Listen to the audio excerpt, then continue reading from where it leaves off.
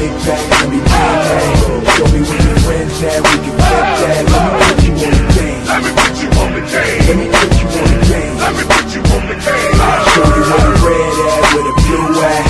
Show you where they flip that, where they bitch at. Let me put you on the game. Let me put you on the game. Let me put you on the game. Let me put you on the game right now.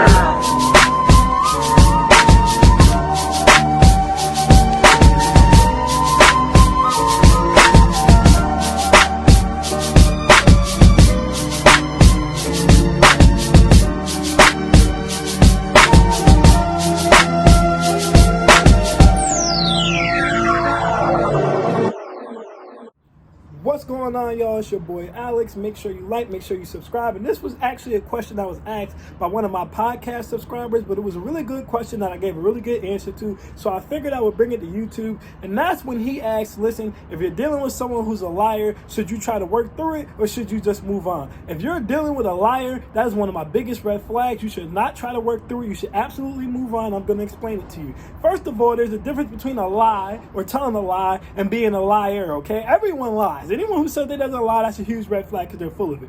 Everyone lies, but there's a difference between, this is a lie. A lie is, hey, I'm on my way. Are you ready? Yeah, I'm ready. And you still getting ready or you haven't started to get ready yet, okay? A lie is, yo, who drunk my orange juice and you pissed off and someone's scared of the reaction that you might have. So they go, I don't know who drunk your orange juice when they're the ones who drunk the orange juice, okay? That's human nature. Those are little white lies. Of course, you shouldn't be doing it all the time, but if someone's doing that, you can work through that. A liar is someone who tells a lie on purpose or a string of lies on purpose to manipulate a situation to get you to do something you wouldn't normally do, allow them to go somewhere around someone you wouldn't normally allow them to be around or to go. For example, in this case, in the question he was asking, he found out that his woman told him she was one place and she was somewhere else. That is a liar because she knew if she told him where she was really going, he wouldn't be okay with it. So instead of being real and dealing with the situation, she told him she was going somewhere else to get her way.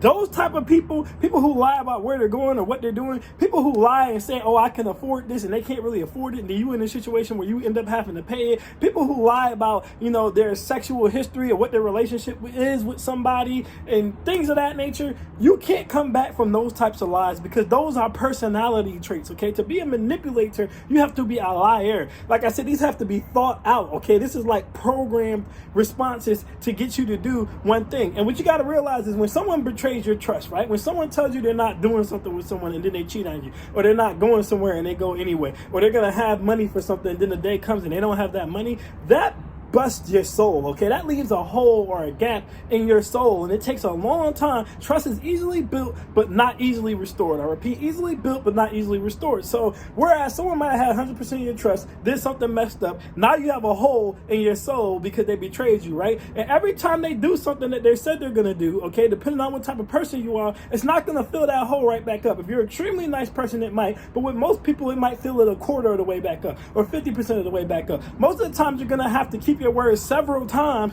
to get someone to retrust you after they trusted you, okay? But here's the problem with a manipulator. Again, this is programmed. They're very smart. So what a manipulator do is when they do finally get caught in a lie, they'll go, okay, they'll be willing to keep filling up that 25% or that 10% until they get you back to the 100. And as soon as they get you back to the 100, they're going to manipulate you again because that's what they do. That's what they've been doing their whole lives. That's their manipulation tactic. That's how they survive. So what's going to happen is once they break you down again, now you're looking at maybe not being able to ever trust someone again, okay? Now you don't trust your friends, or now you don't trust anyone in a relationship again because the same person betrays you twice. So now that hole becomes a black hole. Now instead of it just being, I don't trust this person, now you just don't trust people in general. And now that carries into your next relationship. Now that carries into your next friendship. That's where other people start paying the price for what somebody else did. And that's the difference between a liar and a manipulator, or just someone telling a lie. Never forgive a liar or a manipulator. If somebody, like I said, they tell you they got enough money to pay for something and they don't have that money, they tell you that they're going one place, they go somewhere else, they tell you they didn't have no relations with the person or they don't really know who that person is, and you find out that they do,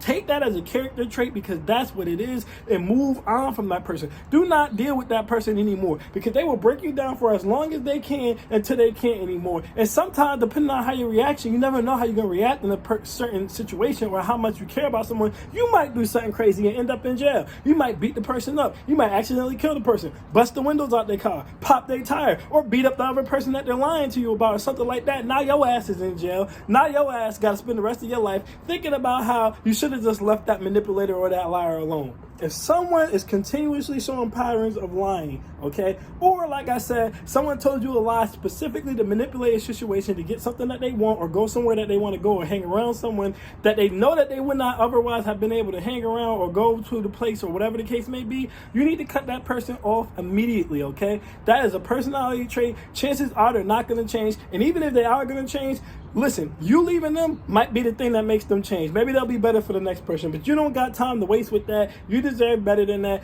If someone is a liar, if someone is using lies to manipulate you, you need to get out of there ASAP, quick as possible. That's the end of that chapter. I'm Alex and I'm out. Peace.